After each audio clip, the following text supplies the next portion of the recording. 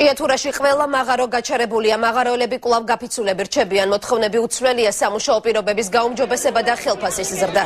ცოტა ხნის წინ აქციის მონაწილეებთან ჯორჯიან მარგანეზის პროფკავშირების თავმჯდომარე გავიდა, თუმცა საუბარი სიტყვიერ დაპირისპირებაში გადაიზარდა. ყველა შეხვედრა, რომელიც მუშებად დამსაქმებელი კომპანიის ხელმძღვანელობასთან ბოლო 2 დღეში გამართეს, უშედეგოდ დასრულდა.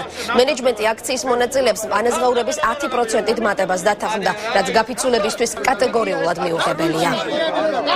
Ako იყო ამოსული მაღაროზე და ველაპარაკებოდი იმას კაცო რა. ამას უნდა იურისტი. როდის დაინტერესებულ ხარ, როდის ამოსულ ხარ მაღაროზე და ერთ-ერთი მაღაროელიც იგივე რანაბიობელი შეჭრება.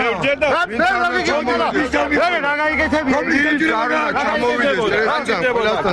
დახმარება ჭირდება, გინდა სპორტი ჭირდება და ექსკურსია გინდა რა ჭირდება. ექსკურსია რა ჭირდება? ჩვენ დავდივართ. ციხე არ აქცდება, ციხე